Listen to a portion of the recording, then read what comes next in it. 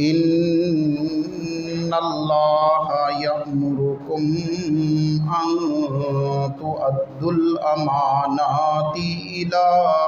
أهلها وإذا حكمتم بين الناس أن تحكموا بالعدل إن الله نعم ما يعظكم به إن الله كان سميعا بصيرا آمنت بالله صدق الله مولانا العظيم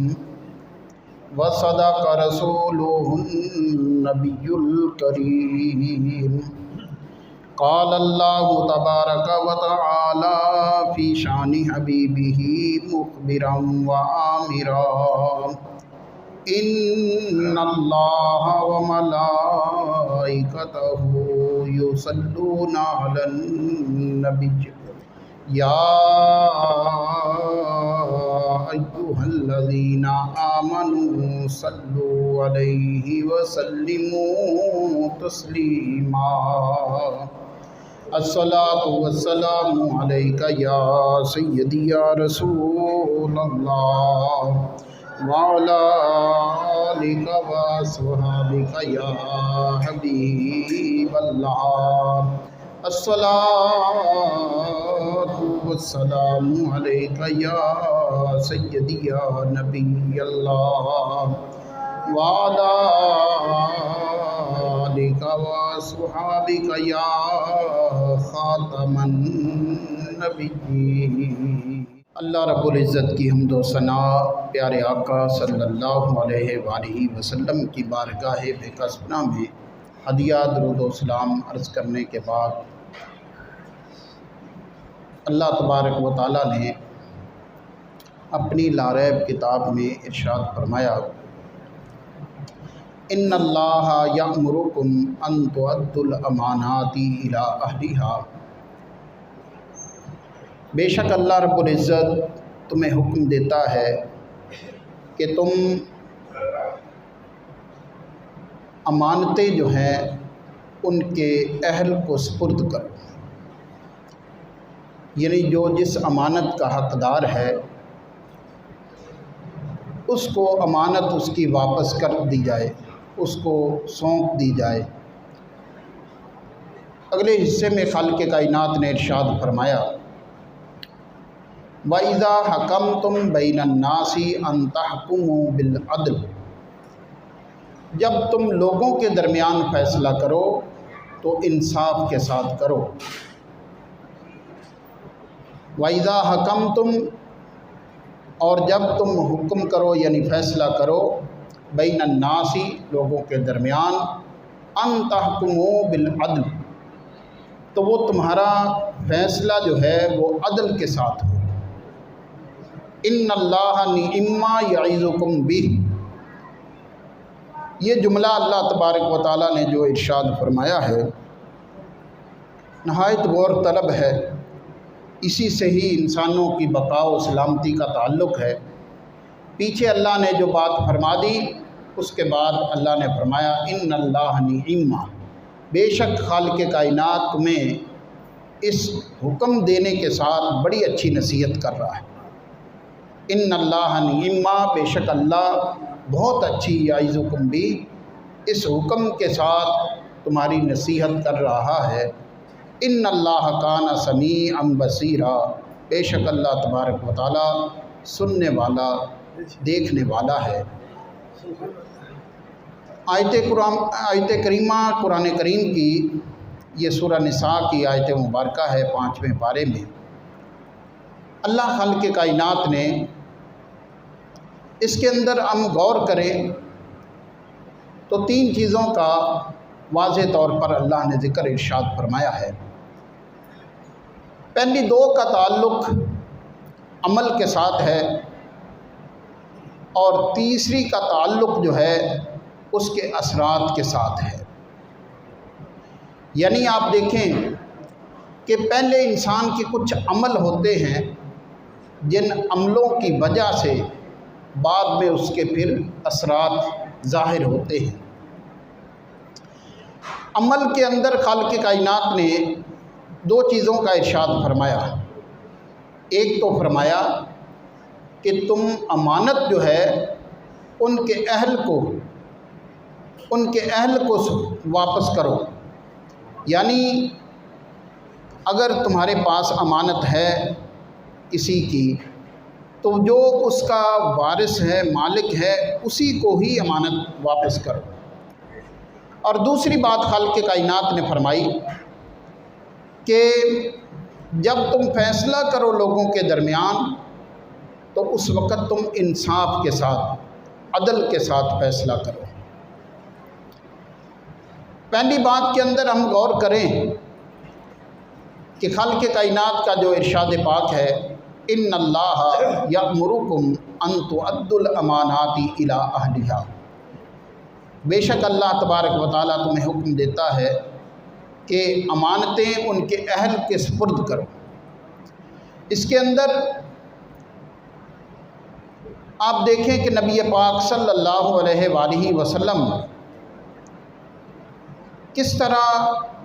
آپ نے اس بات کا اہتمام کیا۔ ایک تو یہ کہ آپ کو اللہ نے وہ شان بخشی تھی کہ کافر جو آپ کا کلمہ بھی نہیں پڑھتے تھے وہ اپنی امانتیں نبی کریم صلی اللہ علیہ وسلم کے پاس رکھا کرتے تھے۔ آپ اس بات سے اندازہ لگائیں کہ میرے نبی صلی اللہ علیہ وسلم کو اللہ نے یہ کتنی عظیم شان بخشی کہ وہ سمجھتے تھے کہ آپ امانت دار ہیں، آپ کسی کی بھی چیز کے اندر کسی قسم کا کوئی نقص نہیں کرتے، تو اس لیے کافر بھی اپنی امانتیں نبی کریم صلی اللہ علیہ وآلہ وسلم کے پاس رکھا کرتے تھے۔ وہ مشہور واقعہ کہ نبی کریم صلی اللہ علیہ وآلہ وسلم جب آپ مکہ مکرمہ سے ہجرت کر کے مدینہ جانے لگے، یعنی اللہ کی طرف سے حکم ملا کہ آپ مکہ سے ہجرت کر کے مدینہ تشریف لے جائیں، تو جب حکم ملا تو اس وقت نبی پاک صلی اللہ علیہ وسلم کے آپ صلی اللہ علیہ وسلم کے پاس مکہ والوں کے کچھ امانتیں بھی تھیں، یعنی پہلے بھی رکھا کرتے تھے، اور جب ہجرت کا حکم ملا اس وقت بھی آپ صلی اللہ علیہ وآلہ وسلم کے پاس اہل مکہ نے کچھ امانتیں رکھوائی ہوئی تھیں۔ نبی کریم صلی اللہ علیہ وآلہ وسلم جب آپ تشریف لے جانے لگے، آپ نے حضرت سیدنا علی المرتضیٰ شیر خدا رضی اللہ تعالی عنہ کو آپ نے فرمایا کہ آپ نے لوگوں کو یہ صبح امانتیں واپس کرنی ہیں۔ نبی کریم صلی اللہ علیہ وسلم نے حضرت سیدنا علی المرتضیٰ رضی اللہ تعالی عنہ کو جب یہ حکم ارشاد فرمایا، اور یہ بظاہر تو ایک معمولی سی بات نظر آتی ہے کہ بس نبی کریم صلی اللہ علیہ وآلہ وسلم نے حکم دے دیا، حضرت علی رضی اللہ تعالیٰ عنہ نے اس کو تسلیم کر لیا۔ یہ دو لفظی بات کہنے کو تو آسان ہے، لیکن یہ در حقیقت اس دن ہوا کیا تھا، یہ اہل مکہ کی طرف سے جو کفاران مکہ تھے ان کی طرف سے ایک پروگرام بنایا گیا۔ پروگرام یہ تھا کہ معاذ اللہ ثم معاذ اللہ نبی کریم صلی اللہ علیہ وسلم کو قتل کر دیا جائے، اور اس منصوبے کی تیاری انہوں نے اس طرح سے کی کہ دیکھیں میٹنگ کی آپس میں کہ اگر ہم میں سے کوئی ایک خاندان کے لوگ یا کوئی ایک فرد اگر محمد صلی اللہ علیہ وسلم کو قتل کرتا ہے تو پھر آپ کا خاندان اس سے بدلہ لے گا، اور پھر اکیلے کے لیے مشکل ہو جائے گی نبی کریم صلی اللہ علیہ وسلم کے خاندان کا سامنا کرنا۔ تو ان کے درمیان طے یہ پایا کہ ہم ایسے کرتے ہیں کہ جتنے بھی کفاران مکہ ہیں ہر گھر سے کوئی نہ کوئی فرد جو ہے وہ ہر خاندان اپنا کوئی فرد دے، اور نبی کریم صلی اللہ علیہ وآلہ وسلم کو سارے مل کر ایک منصوبہ کے تحت آپ کو قتل کرنے کے لیے آپ کے گھر کے گرد وہ گھیرا ڈال لیں۔ جب کافی لوگ جو ہیں وہ مل کر نبی کریم صلی اللہ علیہ وسلم کے قتل کا منصوبہ بنائیں گے اور اپنے اس مقصد میں اگر کامیاب ہو جاتے ہیں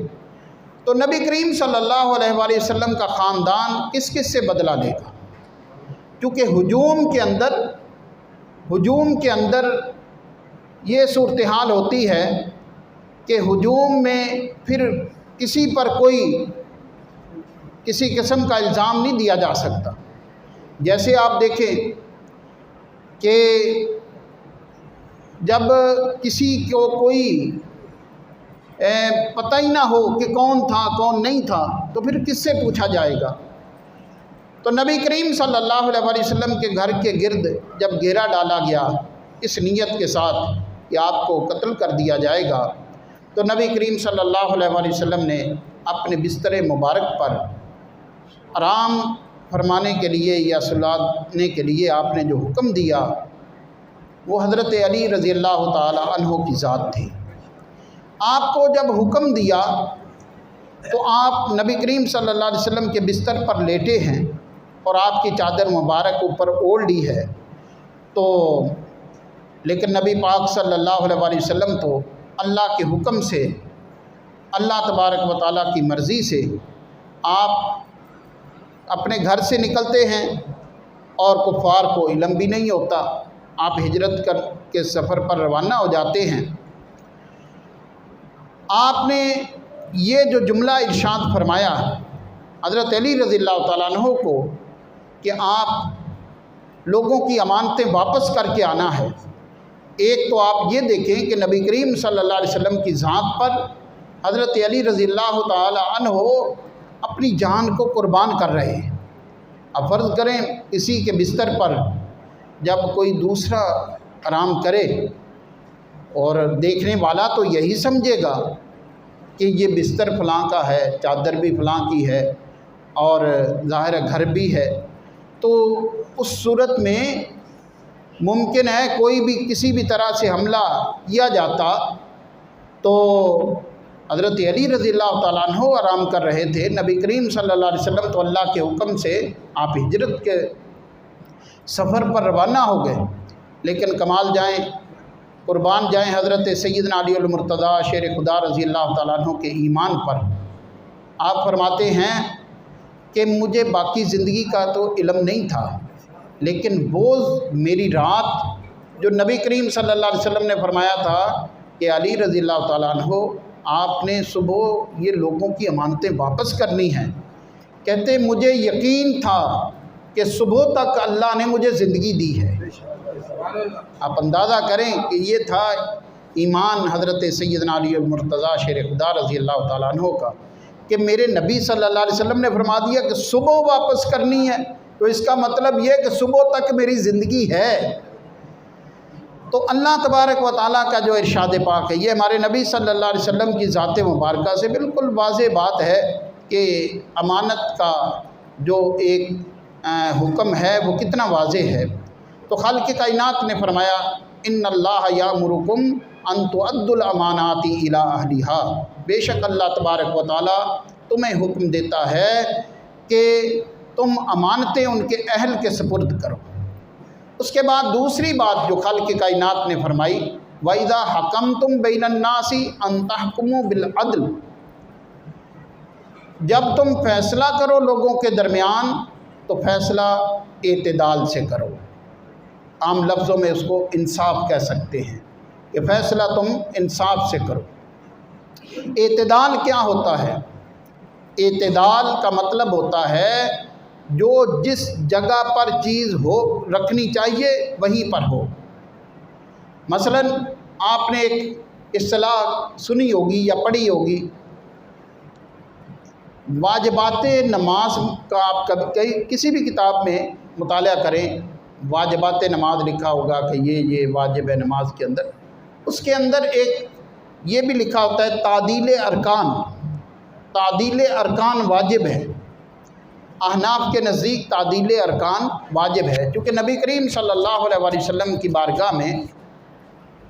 آپ مسجد نبوی شریف میں تشریف فرما تھے، ایک شخص نماز پڑھنے لگے اور نماز پڑھ کے نبی کریم صلی اللہ علیہ وسلم کے جب پاس آئے تو آپ نے فرمایا تم نماز ادا کرو، تم نے نماز ادا نہیں کی۔ وہ جاتے ہیں، پھر نماز پڑھتے ہیں، اور نماز پڑھنے میں پھر جب فارغ ہو کے واپس آتے ہیں تو نبی کریم صلی اللہ علیہ وسلم نے پھر یہی حکم ارشاد فرمایا کہ تم نماز پڑھو، تم نے نماز نہیں پڑھی، کیونکہ وہ نماز کے اندر رکوع و سجود اعتدال کے ساتھ نہ تھا۔ یعنی آپ رکوع کرتے ہیں، رکوع سے آپ تسلی سے سیدھے کھڑے ہوں، اور رکوع اگر آپ سیدھی کمر ابھی ہوئی نہیں، عذر ایک علیحدہ چیز ہے، سیدھی کمر نہیں ہوئی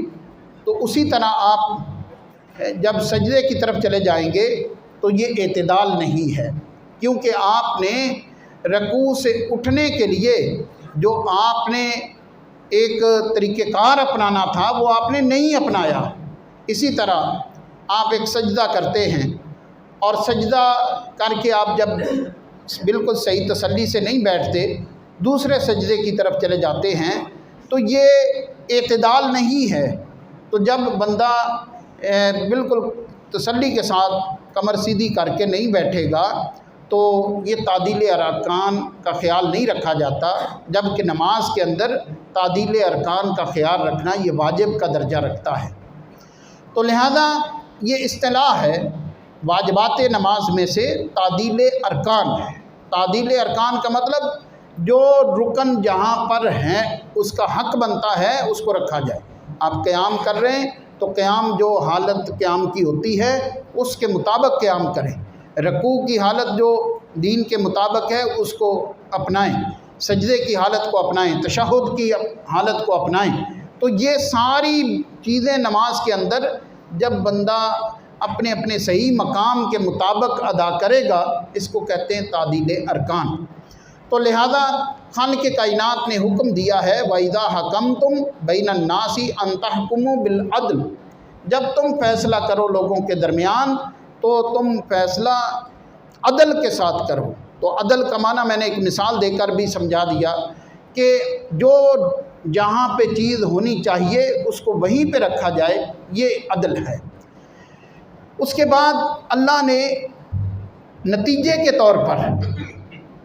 یا اثر اندازی کے طور پر اللہ نے ایک بات ارشاد فرمائی ہے۔ پیچھے فرمایا جو امانتیں ہیں ان کے اہل کو لوٹاؤ،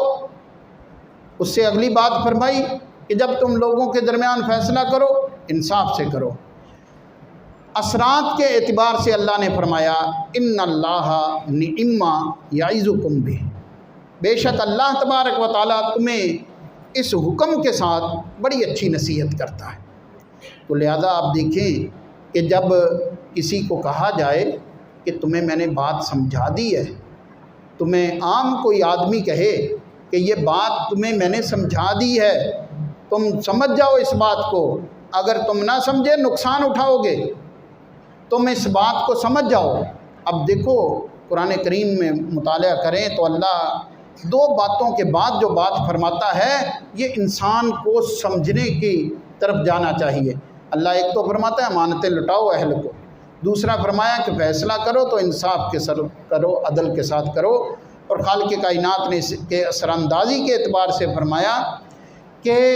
ان اللہ نعم یعظکم بہ، اللہ نے یہ جو نصیحت کی ہے نا تمہیں، امانتیں اہل کو لٹاؤ، فیصلہ کرو، انصاف سے کرو،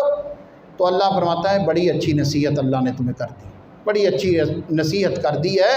تو لہذا اگر تم نے اس سے ہٹ کر کوئی قدم اٹھایا تو پھر تمہارے لیے نقصان ہی نقصان ہے۔ اور یہی صورتحال آج ہم جب دیکھتے ہیں تو بالکل واضح طور پر ہمارے سامنے آتی ہے کہ जिस माशरे के अंदर अमानतें अहल को ना सौंपी जाएं, जिस माशरे के अंदर नाइंसाफ़ी हो, अदल का ख्याल न रखा जाए, वो मुआशरा जो है वो कामयाबी की तरफ नहीं जा सकता। मशहूर जो आप सुनते भी रहते हैं हज़रत सैयदना अली अल मुर्तज़ा शेर खुदा रज़ी अल्लाह तआला अन्हु का कौल मुबारक कि कुफर का निज़ाम तो चल सकता है, नाइंसाफ़ी का नहीं चल सकता। कि कुफर में तो पता होता है कि भाई कुफर है, बात समझ में आती है कि भाई हर चीज़ मतलब समझ आ गई कि भाई ये है ही काफिर। तो मुस्लिम मुआशरे का दावा करने वाले जब वो नाइंसाफ़ी की तरफ जाएंगे, वो बेअदली की तरफ जाएंगे, तो वो मुआशरा कैसे चलेगा। आज आप देख लें कि मुआशरे के अंदर इंसाफ नाम की कोई चीज़ नहीं, तादील के नाम की कोई चीज़ नहीं, गरीब को दबाया जा रहा है और ताकतवर जो है मज़ीद ताकतवर होता जा रहा है। लेकिन ये बात एक हकीकत है कि अल्लाह जिस बात का हुक्म दे दे उस बात को फिर बंदा मन्नो-अन तस्लीम नहीं करेगा तो मुआशरे के अंदर ख़राबी पैदा होगी। कुछ चीज़ें होती हैं जो हुक्मरानों की गलतियां होती हैं, उन हुक्मरानों की गलतियों का खमियाजा फिर लोगों को भुगतना पड़ता है। आप अंदाज़ा करें सूरत कसस के अंदर 20वें पारे में अल्लाह तबारक व तआला ने जब बनी इसराइल की हालत को बयान किया, फ़िरौन था, फ़िरौन चाहता था मेरी हुकूमत ही ख़त्म ना हो, फ़िरौन चाहता था मैं उसी तरह ही हाकिम का हाकिम रहूं, मुझे कोई सीट से ना उतारे, मेरे ओहदे से कोई ना, बल्कि उसने ख्वाब देखा कि बनी इसराइल में से कोई एक बच्चा पैदा हुआ जिसने इसकी हुकूमत ख़त्म कर दी, इसका ख़ात्मा कर दिया। इसने बजाय इसके कि अपने आप को सही करने के वो इस तरफ गया, उसने बाकायदा एक फ़ौज बना दी। और फ़ौज जब बनाई तो उनका काम क्या होता था, वो बनी इसराइल के घरों में चक्कर लगाते, बनी इसराइल के घरों में देखते, जिस घर के अंदर बच्चा पैदा होता, लड़का पैदा होता, उस लड़के को वो फौजी पकड़ते और कत्ल कर देते। बेटी पैदा होती तो उसको उनकी हालत पर छोड़ देते, वो बेटियों को छोड़ देते, बेटों को कत्ल कर देते। ये नस्ल कुशी बनी इसराइल की फ़िरौन क्यों कर रहा था। अल्लाह ने फरमाया इन्ना अला फिल अर्द, वो चाहता था मेरा जो हुकूमत कायम रहे, हुकूमत कायम रखने के लिए, अपनी हुक्मरानी के लिए। देखें मर तो वो भी गया, गोते खा रहा था जब दरिया के अंदर वो अल्लाह ने मूसा अलैहिस्सलाम और आपके साथ बनी इसराइल को तो रास्ता दे दिया, वो गुज़र कर क्रॉस कर गए दरिया को, लेकिन ये गोते खा रहा था। कहाँ गया इसका वो जो पहना हुआ सोना, कहाँ गई इसकी वो जो तकब्बुराना दावे करता था। तो अल्लाह तो इस तरह फिर कहाँ कोई नहीं बचा सका। उसके साथ चलने वाले लाओ लश्कर वाले, अल्लाह ने फरमाया कि अपने सब लाओ लश्कर के साथ वो गर्क हो गया। तो जब सारे लोगों के साथ वो गर्क हुआ तो कोई नहीं बचा सका उसको। लेकिन इतने बच्चों का कत्ल करने वाला, इतने बच्चों को ज़िबा करने वाला क्यों? इसलिए कि ये तर्ज़ हुक्मरानी जिनकी गलत होती है, उनके ये अंदाज़ होते हैं कि अवाम को उलझाने के लिए कोई ना कोई ऐसे हरबे इख्तियार किए जाते हैं जिन हरबों की वजह से फिर लोग परेशानी में, अपनी ही परेशानी में मुब्तला रहते हैं। कभी किसी को एक्स्ट्रा खर्चे डाल दिए, कभी किसी को कोई टैक्स डाल दिए, कभी किसी को कुछ कर दिया, कभी किसी को बिलों में इजाफ़ा करके भेज दिया। ये अवाम को अपने मसाइल के अंदर उलझाने के एक अंदाज़ होते हैं। तो लिहाजा अल्लाह की जो बात है असल वही बात है कि अल्लाह की बात को मानने की ज़रूरत है, अल्लाह की बात को तस्लीम करने की ज़रूरत है, अमानतें अहल को लौटाने की ज़रूरत है। اور انصاف سے لوگوں کے درمیان کام لینے کی ضرورت ہے، ورنہ معاشرہ جو ہے وہ بے سکونی اور بے برکتی کا شکار ہوگا، اور پھر اس میں نظام کا چلنا مشکل ہو جاتا ہے۔